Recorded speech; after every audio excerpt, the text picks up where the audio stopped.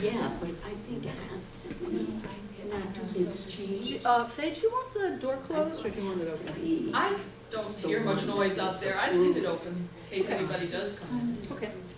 Okay. Welcome everybody to the wonderful Otis Library, the heart of Norwich in the heart of Norwich.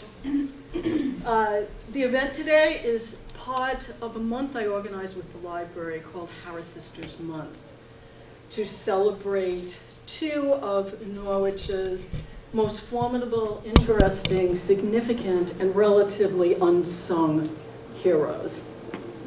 I'm going to just talk a little bit about the month and then introduce Faye. The Harris Sisters Month recognizes the courage and achievements of Norwich natives Sarah and Mary Harris. The sisters were among the first black students at Prudence Crandall School in Canterbury. In fact, Prudence began admitting black students because Sarah Harris, originally of Norwich, asked if she could please take classes there. Thus opened up an experiment in integration that had an extremely significant impact on the history of abolition in the United States.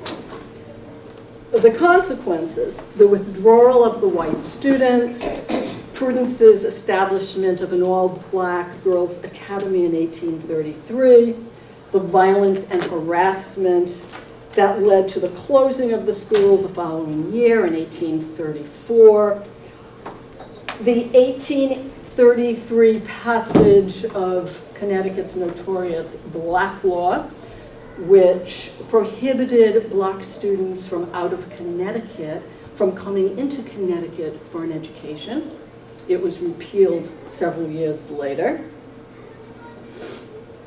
Following the closing of the school, both Sarah and Mary Harris went on to have extremely esteemed careers. Sarah in Sarah as an abolitionist with her husband, George Fairweather, in Rhode Island, in Kingston, Rhode Island. In fact, Fairweather Hall at University of Rhode Island is named in honor of them.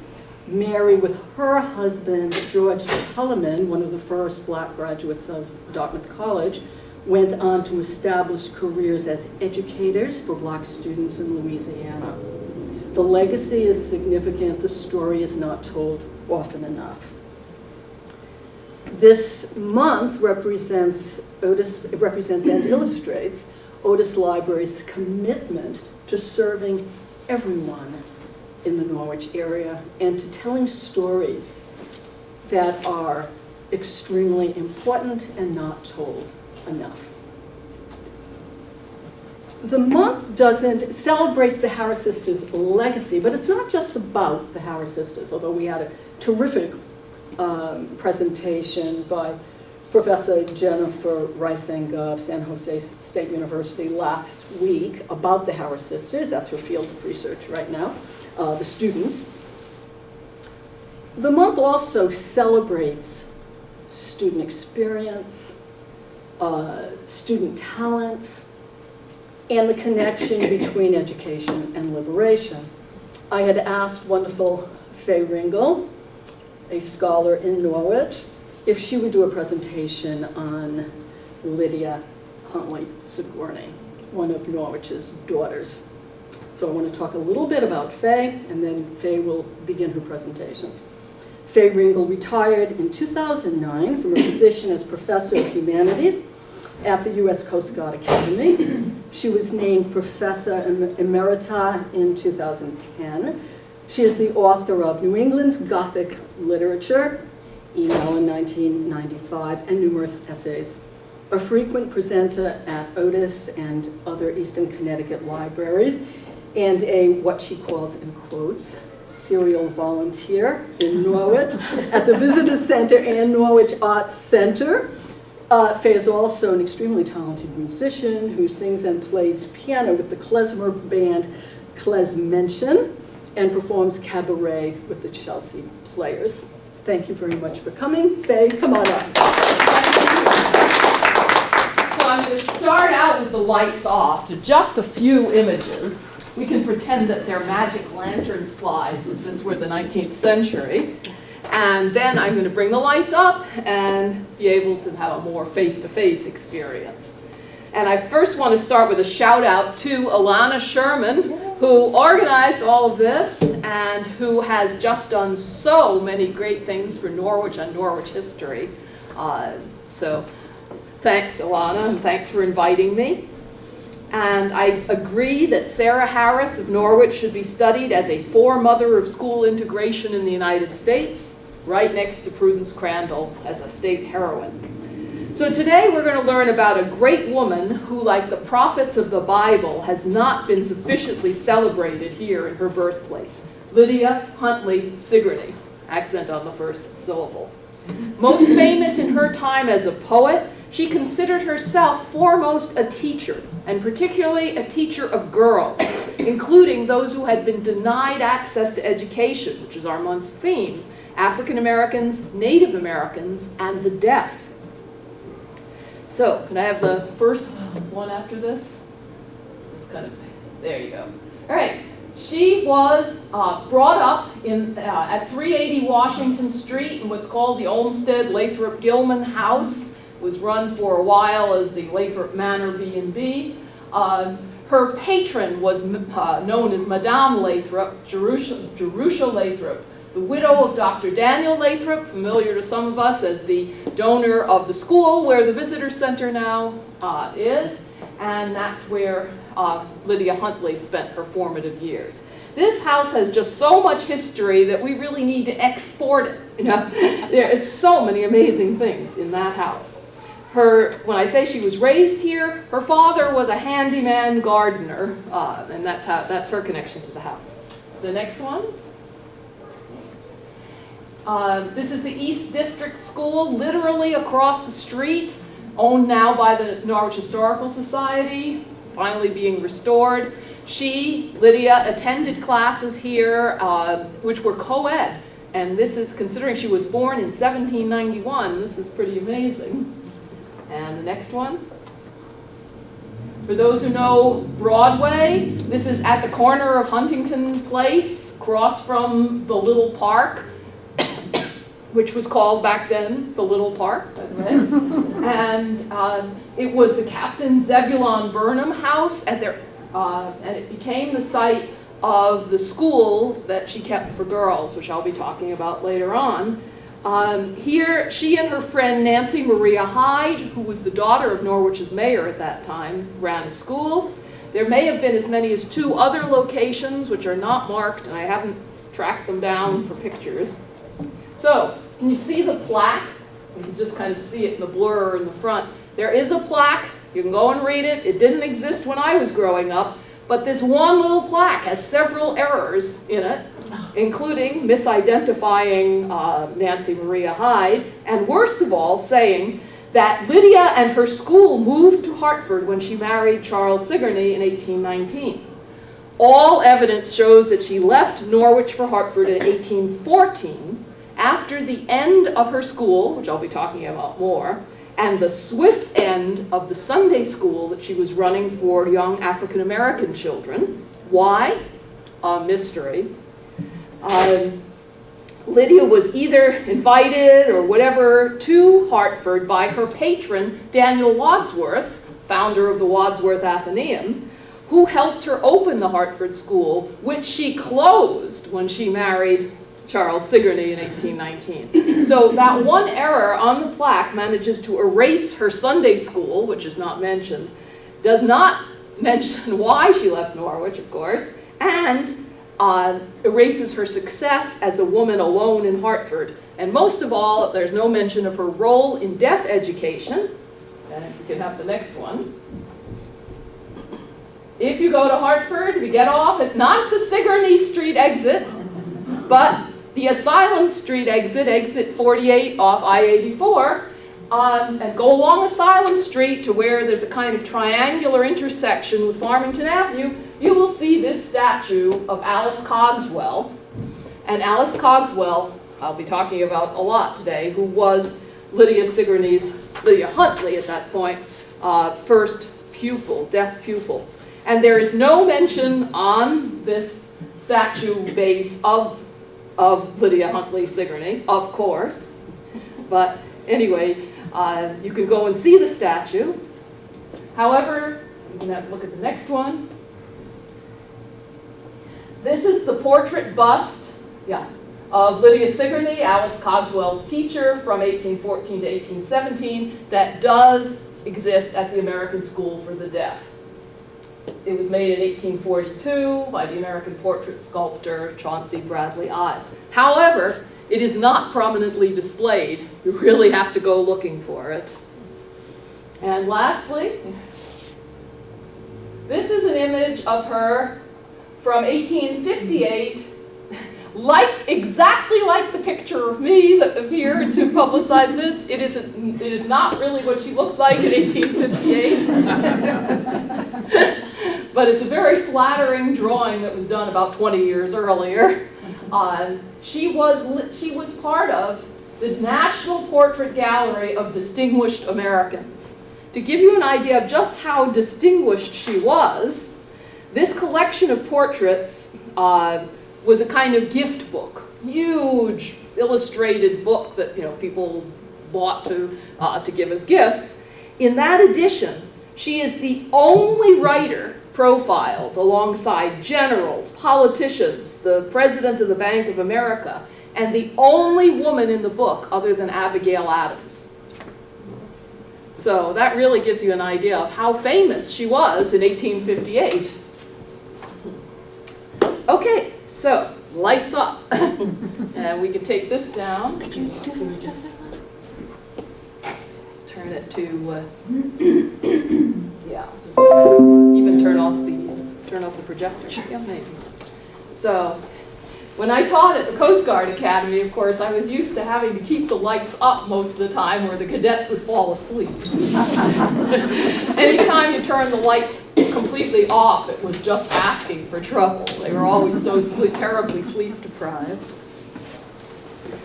So, I'm going to speak today about her, something about her life in Norwich, about the school that she and her friend Nancy Maria Hyde kept, about the African American Sunday School, and about her life in Hartford, her girls' school, and her work with the School for the Deaf. So,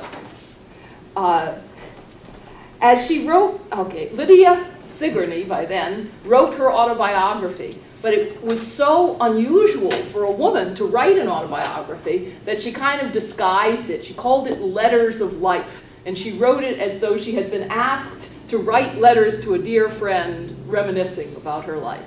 And in Letters of Life, she says about that my earliest promptings of ambition were not to possess the trappings of wealth or the indulgences of luxury, but to keep a school. The memories of the time devoted to the education of others are faithfully cherished and fondly recalled. And throughout her life, even though she published over 50 volumes of prose and poetry, she always thought in terms of education. She believed that it was the vocation of a poet to teach, not just to, as she would put it, to arouse the baser passions, but to teach what she called in another book, lessons of life.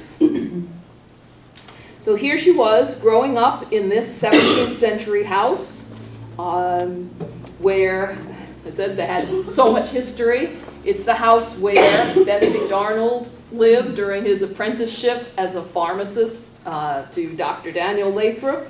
And in fact, Lydia tells the story of having found some of his boyhood textbooks, his math book with his scribblings on it.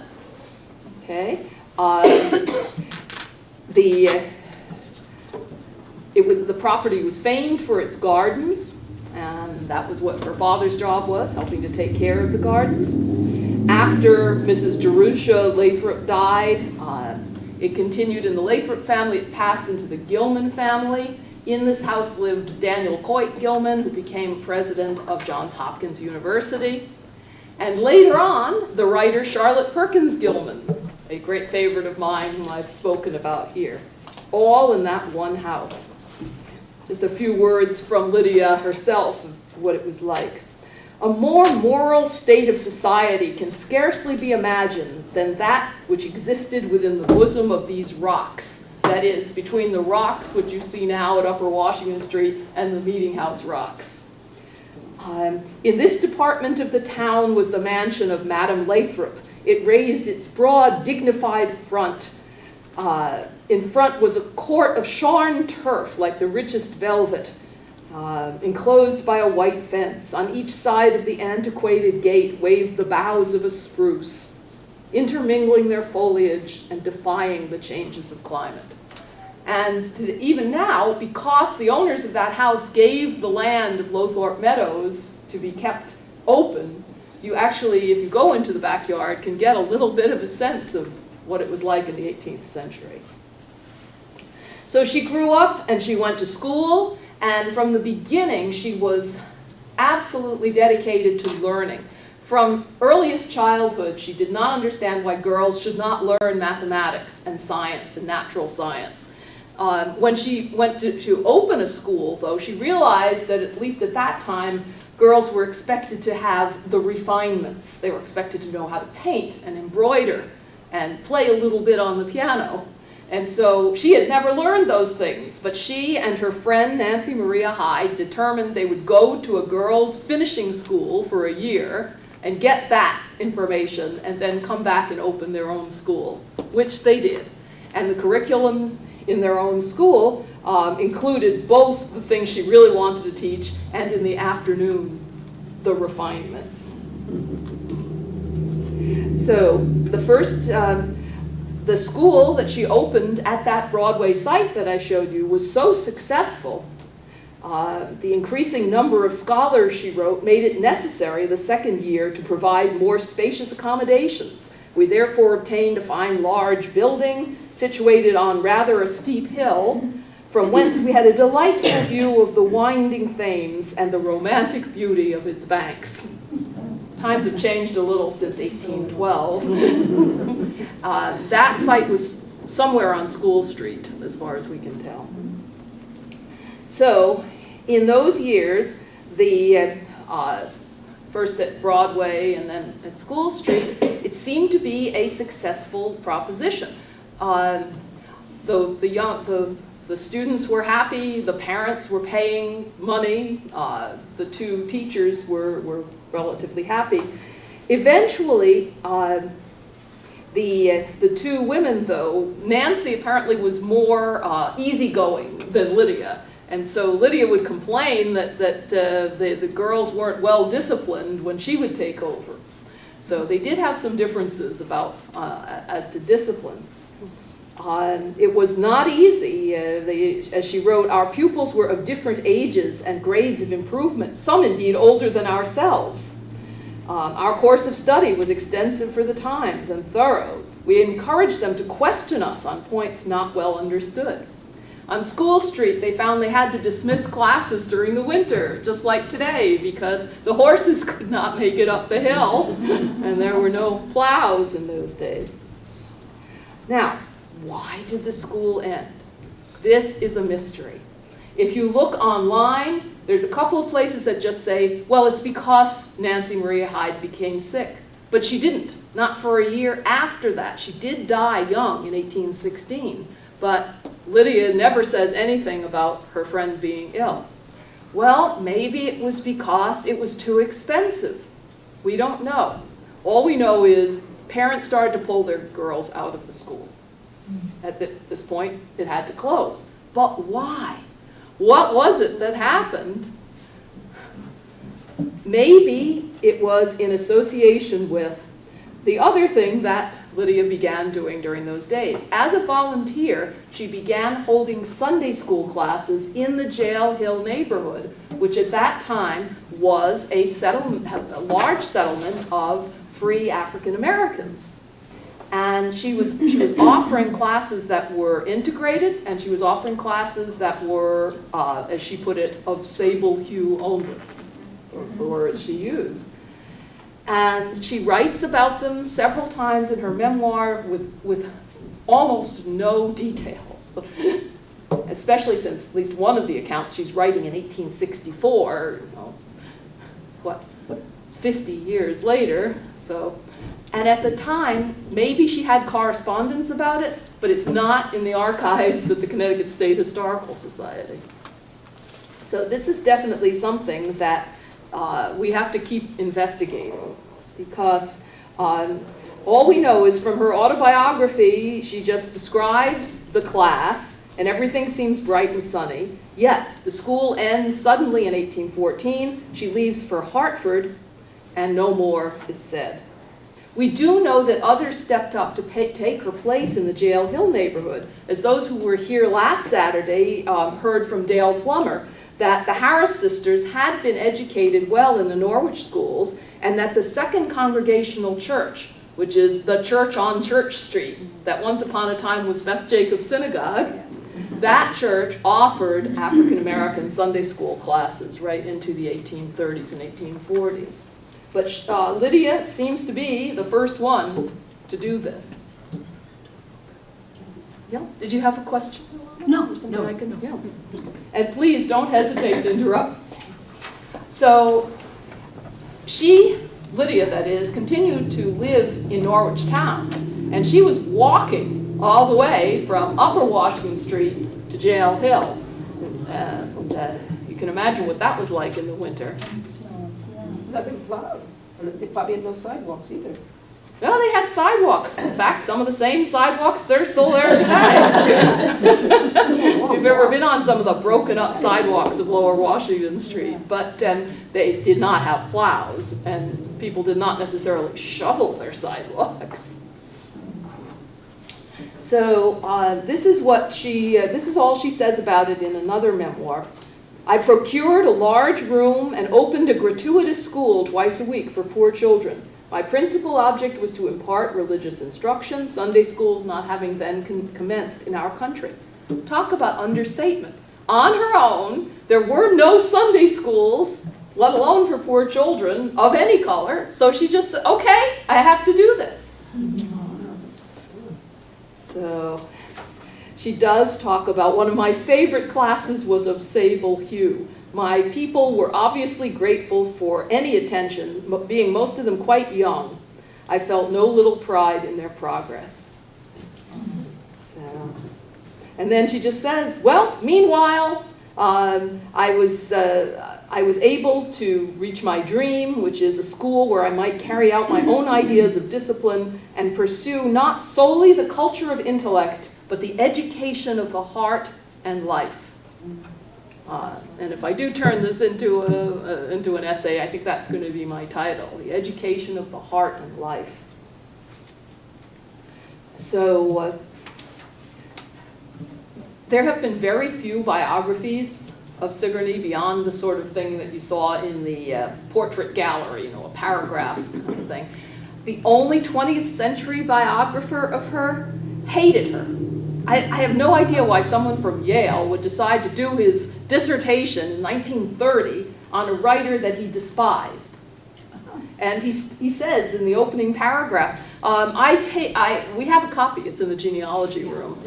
I undertake this to prove that she did not deserve her literary reputation.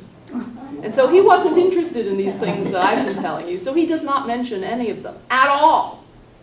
Just the bare fact that she was a school teacher in Norwich and then went to Hartford. Oh well.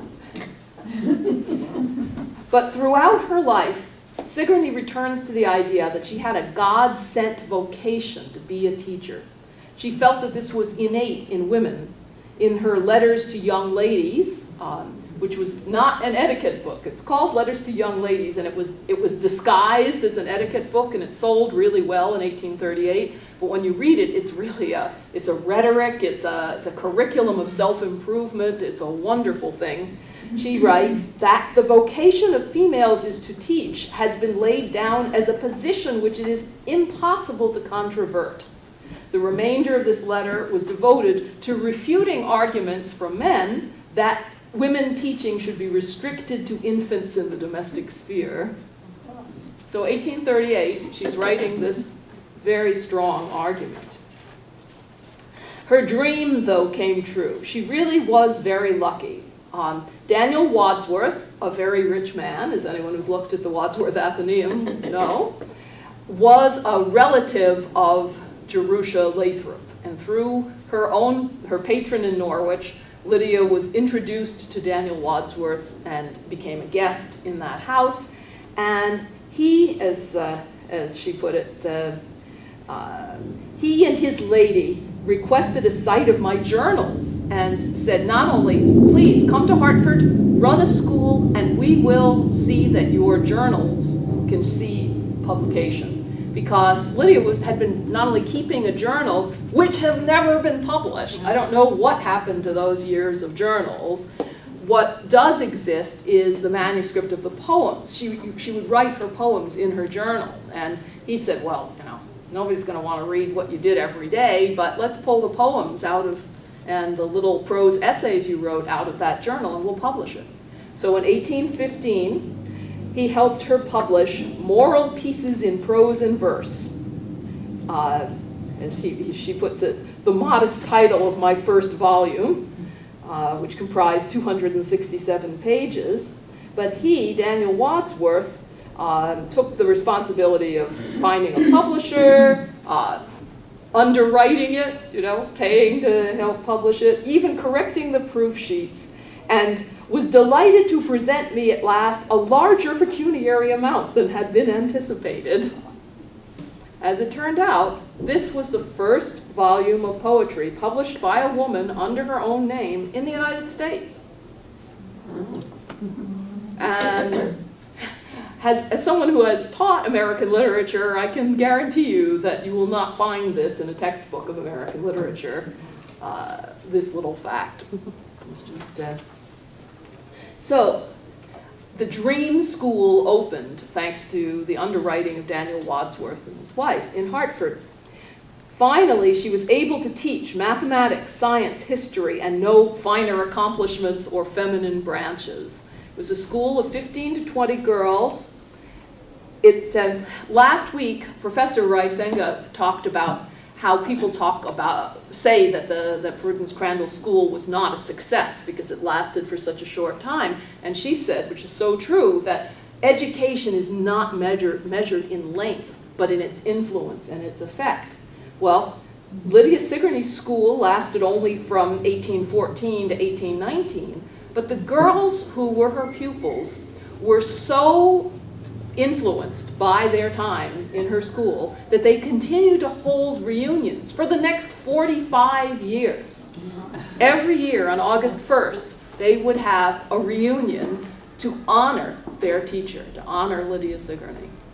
And they would walk, because she had come up with the idea of crowning a queen of the school on August 1st, and all the girls would compete to have the honor of being the queen of the school. Yes? Is there a record of those pupils? Yes. Yeah, there are names. Not all of them, but at least some of them she wrote down in her letters of life. And so, yeah, that would be a great thing to follow up and find out. She does mention some who many went on to be missionaries. They went all around the world. Many of them went on to be teachers themselves. Some went then to Mount Holyoke, which was the first college for women founded. And Lydia Sigourney described several visits to Mary Lyons, the founder of Mount Holyoke. So it was very much she was very much all her life a crusader for higher education for women. And even though we might call her school a high school, they were high school age, the material they're studying today, I can't imagine most college students would ever be able to handle it. I mean, it was trigonometry and calculus and upper level science courses, history, really, really difficult stuff. And she learned all of those things in her Yes, lifetime? yes. She was a genius. Yeah. She really was. I mean, Wow. she really could do just about anything she set her hand to. As she describes, I think it's, that those 45 reunions, one of the girls wrote, "It was more important to me than the 4th of July because it was the day that I was liberated." Yeah.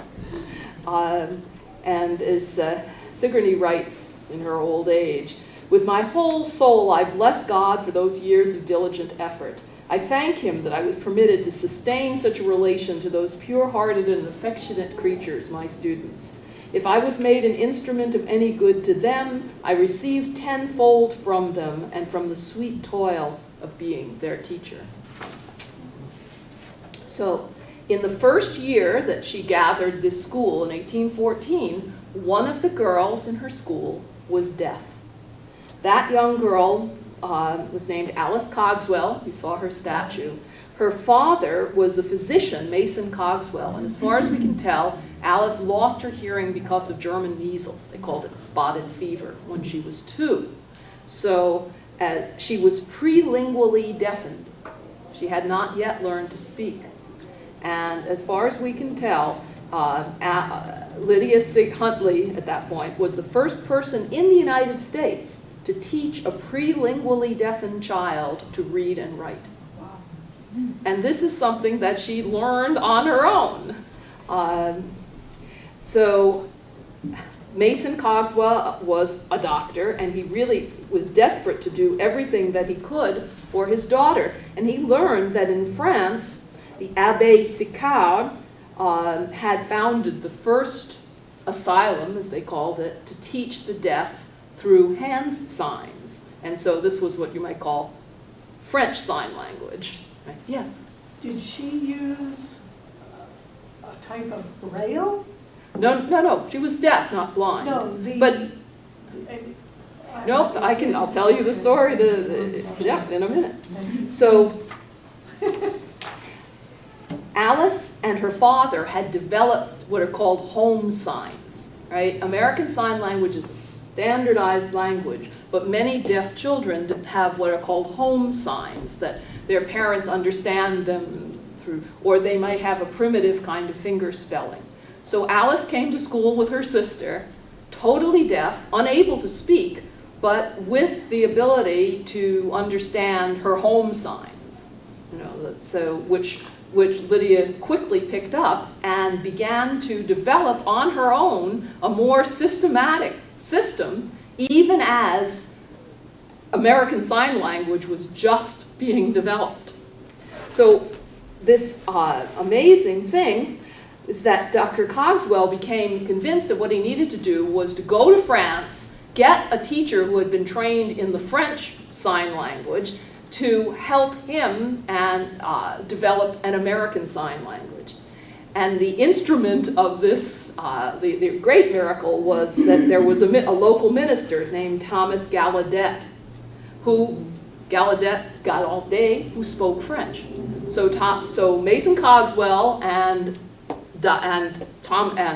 Reverend Gallaudet took a ship to France, got themselves a teacher, and in the course of the 2.5 weeks it took to sail from France to New York, developed the beginnings of American Sign Language through translation from the French Sign Language, which apparently both Lydia Sigourney and Alice Cogswell, 8 years old, picked up instantly.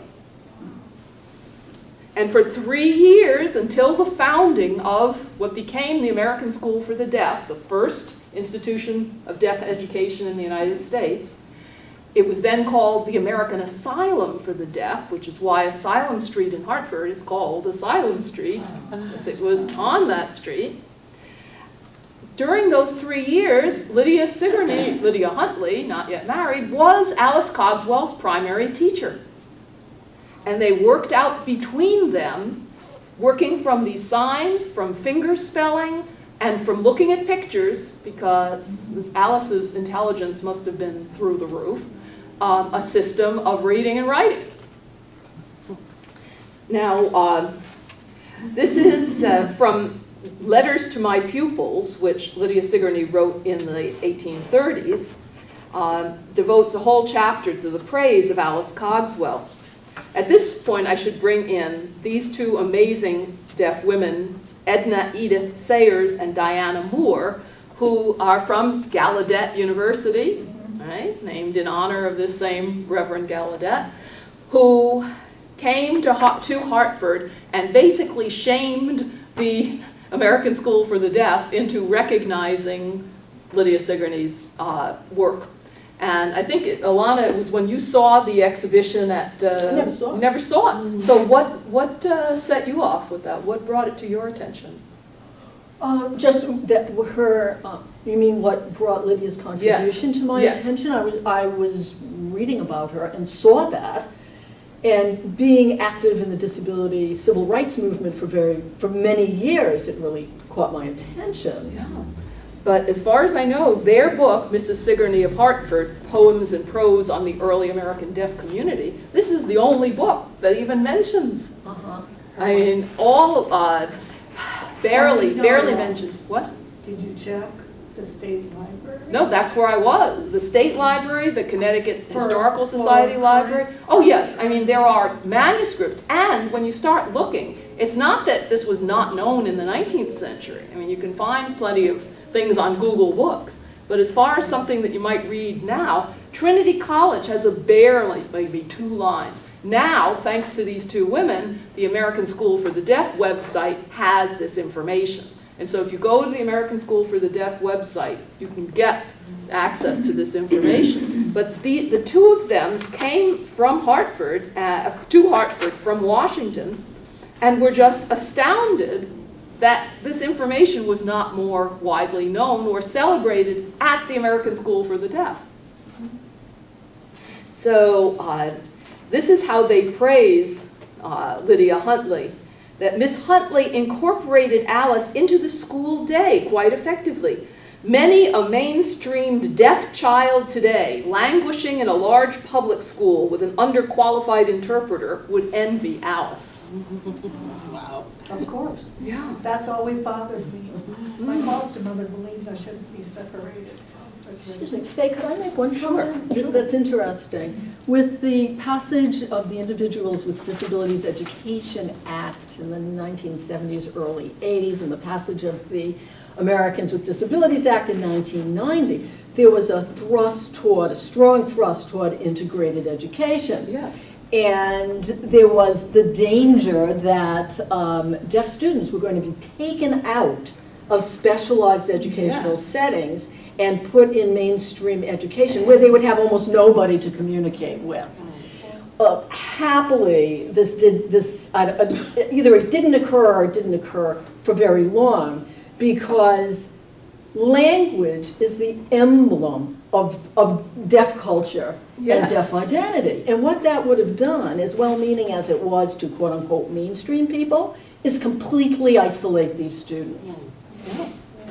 So how this started, at first, here's Lydia Huntley, this young woman, not very experienced teacher, and what is she? She has this silent pupil.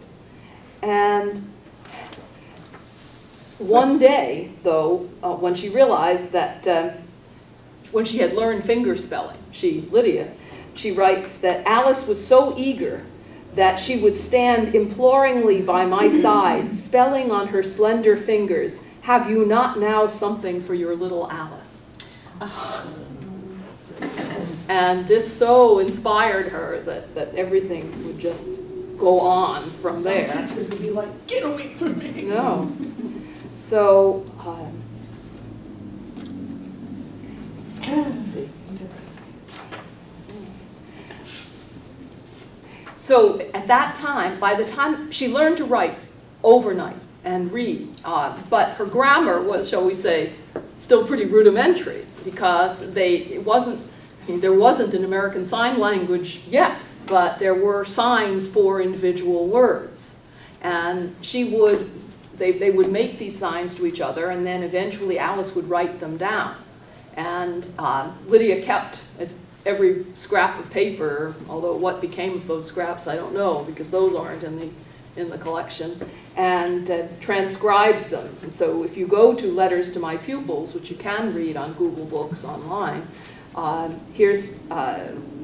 this is one of the early communications from Alice. "Mr. Gallaudet gone to Paris. Come back with Mr. Clerk. Teach deaf and dumb new words, new signs. Oh, beautiful." And that is exactly what happened. When they returned from the voyage, they began setting the foundations of American Sign Language and founding the institution which became today's American School for the Deaf. And certainly it's been argued, as they wrote, that these two men would never have been called on to play the roles they did without the necessary contributions of Lydia Huntley Sigourney. She also, after she married in 1819 and had to give up teaching, just as continued into the 20th century, but she was determined not to lose sight of Alice and the American School for the Deaf. So she became their greatest fundraiser, and she even wrote letters arguing that it needed to be a mixture of private philanthropy and state support, because private philanthropy alone would not provide an assured stream of money, and neither would state support. She fought to have the state accept students from other states, something that we talked about in relation with Prudence Crandall. There was a great fear in Hartford that, oh, well, they're going to get deaf students from New York and Boston, and they'll be terrible. We don't want them coming to Hartford. But eventually they did. And then in 1821, Lydia Sigourney, by then, founded a visiting committee, an oversight committee of women, because the first board of directors and boards of trustees were all male. She gathered the wives of those trustees and directors and other women, and that visiting committee existed through the 19th century and was not only a fundraising and oversight committee, but they also did everything from providing dresses for the girls, teaching classes for the students in the more practical arts so that they would be able to earn a living, and in general encouraging them, building a library, doing all of these things, and she was one of the main underwriters to her dying day of the American School for the Deaf. So, let's see. She wrote many poems to Alice and for Alice. Because unfortunately Alice died in 1826, consumption, tuberculosis, that was so very common at the time. So, oh, and among other things, I forgot to mention the Norwich connection. In 1817, Lydia arranged for a tuition waiver for two deaf sisters from Norwich. Lydia and Harriet Bailey from Norwich. Because, of course, it was expensive for the time. So how did she do that? She must have argued them into letting them come for free. And I'm sure she could.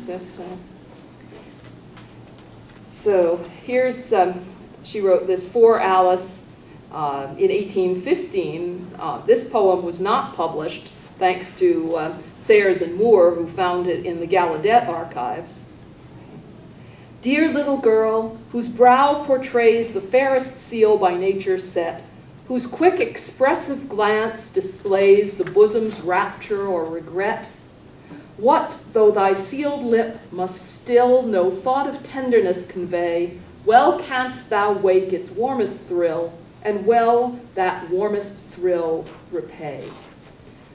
And if at last thy gentle mind, when shades of mortal difference cease, still more exalted, more refined, shall join the white-robed train of peace, then to what sweet seraphic voice shall brighter tone of praise be given, and oh, what ear shall more rejoice to drink the harmony of heaven?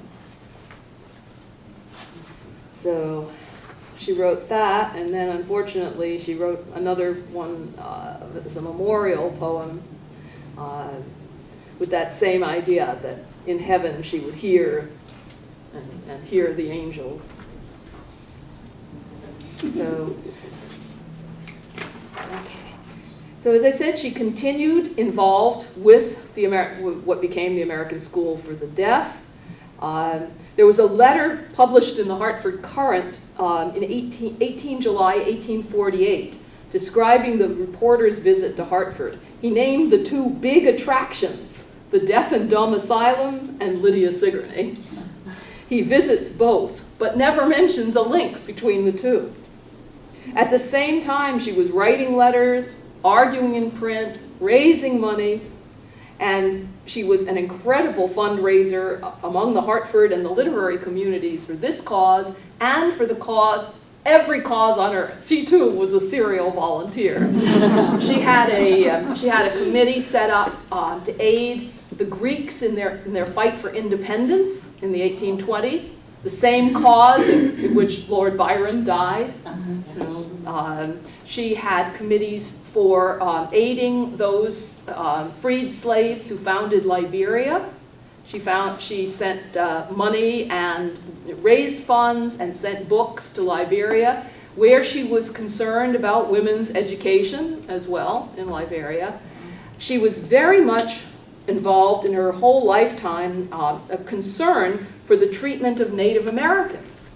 She was, even though she did not specifically teach Native Americans, she was a great contributor to educating them at all levels, from elementary school for girls to Dartmouth College, speaking of which, as we know, was originally founded by Mohegans for Native education. So did she speak Native American? No, she was just, however, she knew lots of Mohegans because she grew up in Norwich. And she writes at great length she wrote an early book called Sketch of Connecticut 40 Years Since, published in 1824, about what life here was like in the 1770s and 80s, and writes at great length about the Mohegans that she knew. She also wrote a poem in 5 cantos, 284 pages long, called Traits of the Aborigines of America. As she writes, an early acquaintance with the Mohegan tribe who resided a few miles from Norwich, and a taste for searching out the historic legends of our forest people deepened my interest in their native lineaments of character and my sympathy for their degraded condition. And this poem is just that. She is arguing against the treatment by the Jackson administration that became known as the Trail of Tears. And here she writes, the work was singularly unpopular. Yeah. This is a sample of the kind of prose that she was writing about their treatment. Our first dealing with them as a government was based upon falsehood.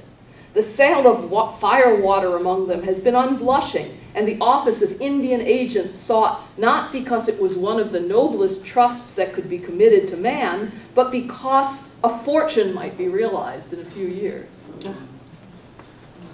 I wonder what she'd think today. Wow. I don't know. I don't think she'd like the casinos. I mean, she spends a long time talking about the hypocrisy of claiming that we have introduced them to Christianity and then treating them in such an un-Christian way. Well, the casinos are pretty interesting. I've never gambled, but I've gone to AutoCAD seminars there and other events. Yeah. So I compute that. So. They're pretty interesting. You know, if you go for what you want to go for. So this is the conclusion of a poem that she wrote on the Mohegan Church in 1834. A remnant, she says, of the once powerful tribe of Mohegan Indians have their residence in the vicinity of the city of Norwich, and on the ruins of an ancient fort in their territory, Fort Shantok, a small church has been erected, principally through the influence of the benevolence of females. That's the Mohegan Church. And the poem ends, now where tradition, ghostly pale, with ancient horrors loads the veil, and shuddering weaves in crimson loom, ambush and snare and torture doom, there shall the peaceful prayer arise, and tuneful hymns invoke the skies. Crushed race, so long condemned to moan, scorned, rifled, spiritless, and lone, from pagan rites, from sorrow's maze, turn to these temple gates with praise. Listen to this now. Yes, turn and bless the usurping band that rent away your father's land. Wow. She was certainly ahead of her time. Yes, And there was this Oh, I scholar think she who was had right the in tune with her time. nerve to shred her work. yes. You What, figure what was wrong with that man? I don't know. I mean, I would not call this sentimental, or, I mean, I would call this amazingly advanced. The culture of the time, though, women just didn't have that ability to project themselves and have Well, any but, sort of. but weirdly she did. She did, and Yeah. she did it. She must have fought her entire life. She did. She really did. Unfortunately, what happened was that literature kind of passed her by. She was still writing, as these poems showed, not only in, standard rhyme and meter, but really more in the style of the late 18th century in England, which are the poets that she studied growing up. And by the time you get to, someone like Walt Whitman, that becomes the style of American poetry, and that's what's studied in the 20th century. We know that Emily Dickinson couldn't get published either. Interesting. Someone who did not fit the prevailing style. Well, in Lydia Sigourney's case, she was immensely popular, but the fashion changed. When she died, Queen Victoria sent a wreath. She had been introduced to Victoria. She went to England. She literally met the crowned heads of Europe. But was she treated well in Norwich? Not so much. Not so much. They always shoot the prophets in their homeland. Exactly. There seems to be a thread. I'm struck by, the thing with heart and life. Yes. And these other people, you wonder where their heart is. Yes. And how threatened people are by the heart. There's, Yes. the Good lack point. of humanity. There's no heart. Right. Well, I really like what she did. I think that Yeah. it was brave, very brave. Yes. So we know that she left Norwich suddenly. We also know that she only came back here a very few times in her long life. She leaves in 1814. She comes back to be married in 1819. I mean, Sigourney, her husband, lived in Hartford. He had been widowed. He proposed to her about 6 months after being widowed with 3 children to raise. I'm not sure how much romance was involved there. But she came back. She was married from Christ Church Episcopal, not where it currently sits in the brownstone on Washington Street, but it was downtown. It was on Main Street, building that, and she was married from there. So she writes, I have to be home for a few months for the wedding, but I'll be back to Hartford. And that was it. As far as we can tell, she really, she eventually moved, her father died, she moved her mother up to Hartford. She had very, very few relations with Norwich, but it's 1859, Norwich's bicentennial. Right? They had this huge celebration, bigger than even anything we've had since. I mean, the President of the United States was there.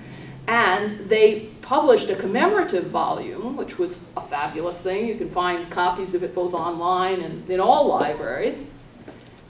Her poems are not in it. She really, really resented this. They sent her an invitation to come. She accepted. That was in the correspondence. But as she was not on the program, she was not invited to speak, and they didn't include the poems she had written for the Norwich Bicentennial in the bicentennial volume.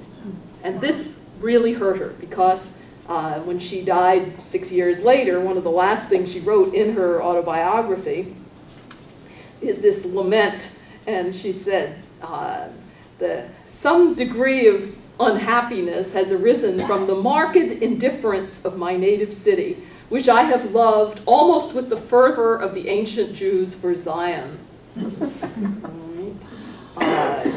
I wrote by request a lyric to be sung at the anniversary of her favorite academy, right, NFA, which the chief musician scornfully declined to perform. I prepared poems with my whole heart for her beautiful bicentennial birthday, and they were refused admission into the fair volume that described the festivity.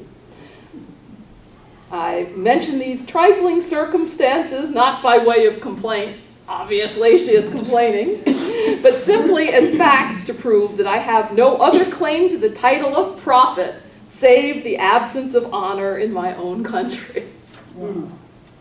So we're left with the mysteries. Why was she left out of the 1859 bicentennial volume when many less famous people that never met Queen Victoria, believe me, made it into that? And Daniel Coit Gilman, who lived in the house where she grew up, gave an hour-long speech which was reprinted in its entirety and never mentions her. Okay, goes down the whole list of famous people from Norwich. Okay. It was even published in a separate pamphlet. This was a bestseller of the time, and here's a sample of his prose style. Norwich stands almost aggressively between the arms of the Thames, the Yantic, and Chautauqua rivers. Not very poetic. So, what happened to end the Norwich Girls' School and the African American Sunday School? It's a mystery. How strange. Her parents, who previously hated having her, didn't want her staying away from home, would have her walking 2 miles back and forth, suddenly said, go to Hartford, alone. You know? Yeah. It's time and past time for a good scholarly modern biography, the only one being that dreadful volume by someone named Hate, who's particularly appropriate because he hates her, and for more recognition here in Norwich. Faye, did she have brothers and sisters? No, only child. Wow. Thank you, Faye. She knew the answer. So, I want to give you time to ask big questions, and I'd like to make just a few remarks before you Sure. leave. So, I have a question for you. Sure. Faye. Is it okay if I begin? Absolutely. Okay. I am wondering if in the course of your research, which I know you enjoyed, because Yes. I kept taking Faye's temperature to make sure she was enjoying this, I wanted to make sure she was. What especially surprised and or delighted you in the course of this research? Let's see. Oh, so many things, but I think getting actually to handle her correspondence, which is there at the Connecticut Historical Society Library. I mean, she had a beautiful handwriting. And I just so enjoyed, reading her letters, and the letters. There were some that were mostly they were in Xerox or scanned rather than. But I did get to handle some of the originals, and the most amazing thing was that she was so famous that she had a hilarious portrait in one of the life of a literary celebrity, and how oh my goodness, I never get to do my own work because somebody wants a commemorative poem, and somebody wants a few lines for a statue, and somebody wants me to appear, and what did she say? Somebody wants me to cut the ribbon at a day nursery, and she's going down a whole long list of demands, and it sounded so modern. You could just imagine her on Facebook with.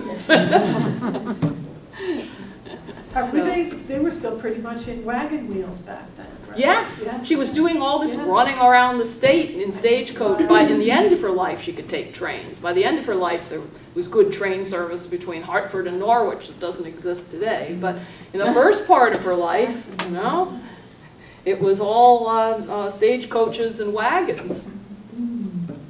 Wow. Other questions? Anything that I can help with?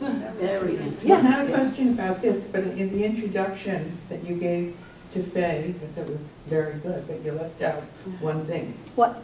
That she was a contestant on Jeopardy. I don't didn't tell me that, but it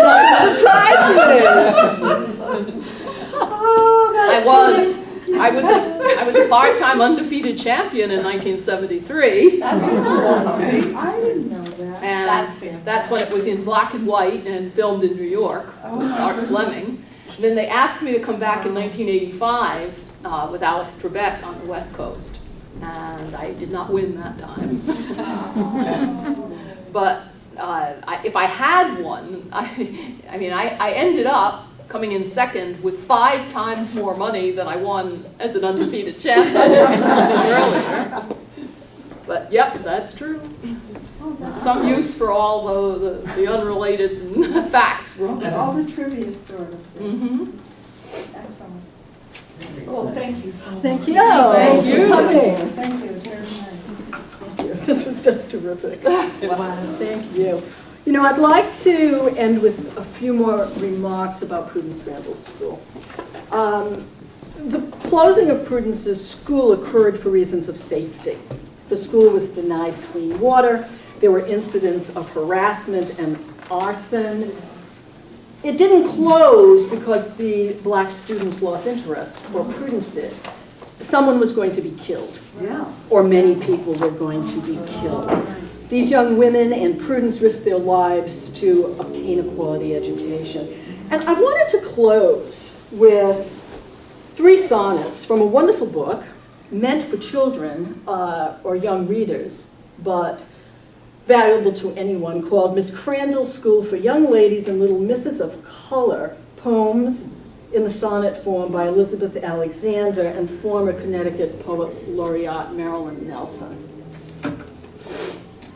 Who is going to be reading at next Saturday night at Norwich Arts Center, Marilyn Nelson. A salute to her and other wonderful poets. So. Yep, she was here a few years ago, reading mostly from this book. Water. After the shunning came the vile words, then cow dung in the water well, fouling it. So none of us to wash with, clean with, drink. Past every dusk we gather pails of snow. Mariah boils it, cools it down in jugs, and so we drink until the water clears. To show our faces risks their clubs and stones.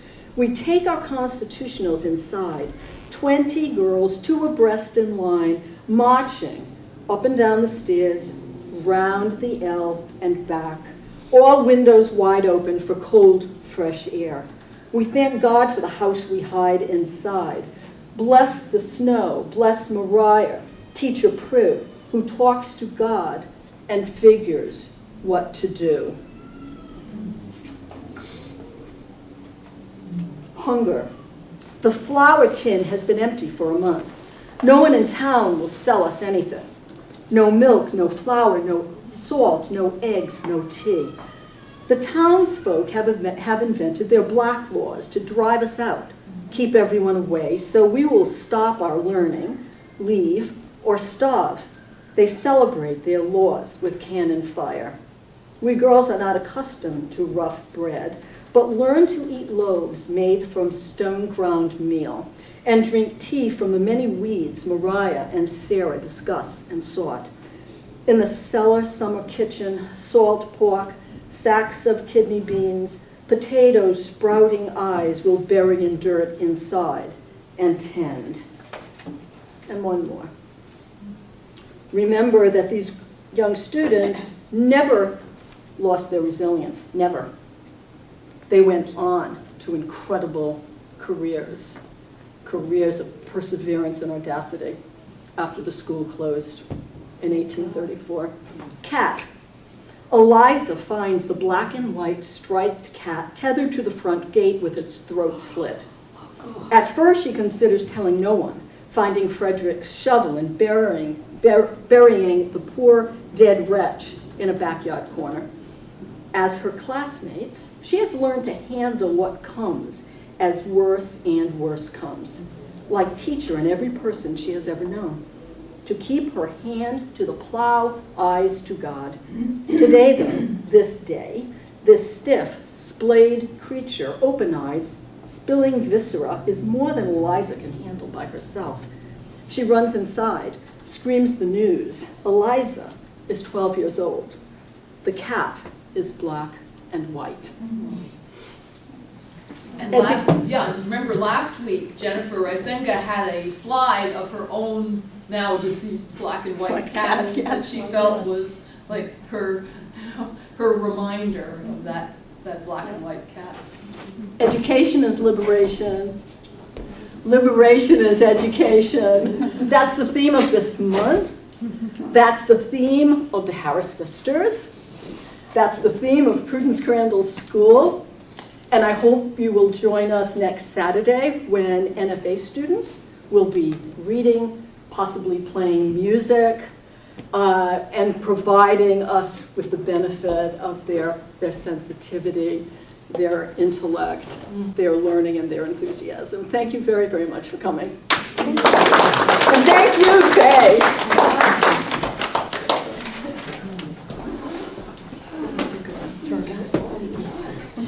You coming?